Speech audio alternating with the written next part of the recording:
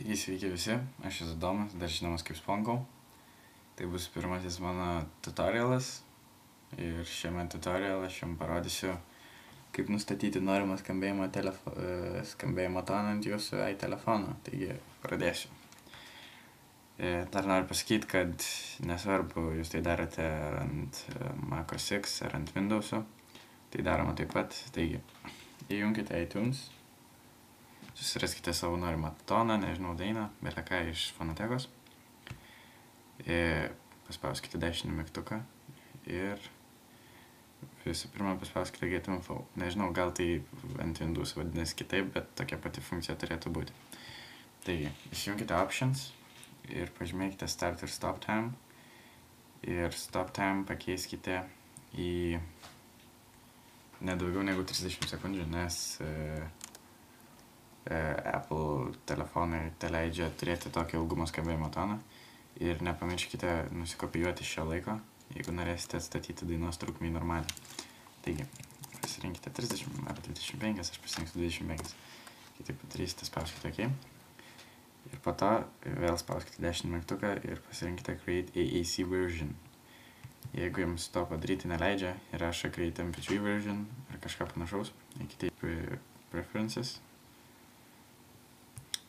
Spauskite Import Settings ir štai čia yra vietoj MP3 encoder, jeigu pas jūs MP3 pasirinkite AAC encoder.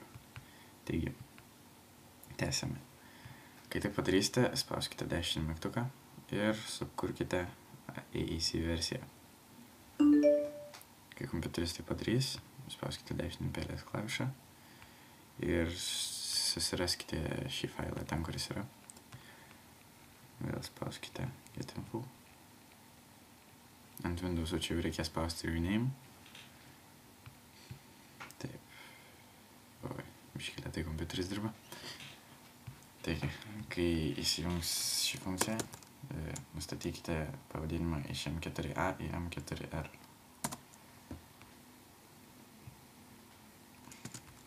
Kai tai padarysite, ištrinkite sukurtą failą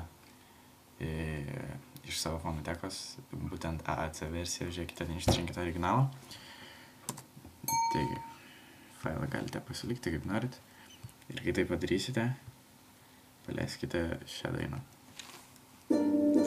Sukurtą, tą pačią jau pervadintą pavadinimą. Ir jie atsiras jūsų tones sąraše. Ir kai čia atsiras, tiesiog eikite į savo telefoną, pasirinkite tones, Sync Tones ir išsirinkite savo norimus tonus. Kai tai padarysite, šie tonai tiesiog atsiras jūsų telefono tonų skilty ir ten galėsite nusistatyti, ką norit, kaip skambėjimo toną. O dabar grįžkime prie to, ką jau iš pradžių sakiau dėl to laiko.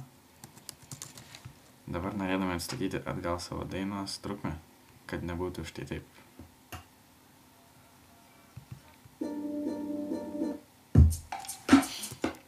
Turite padaryti tai. Vėl spauskite Get Info, Options ir tiesiog nukopijuokite tą laiką. Ir OK. Ir viskas turėtų būti gerai. Taigi, ačiū, kad žiūrėjote, tikiuosi jums tai padėjo. Iki kitą kartą. Sukursiu daugiau tutorialų. Manau, atsiras daug jailbreako video.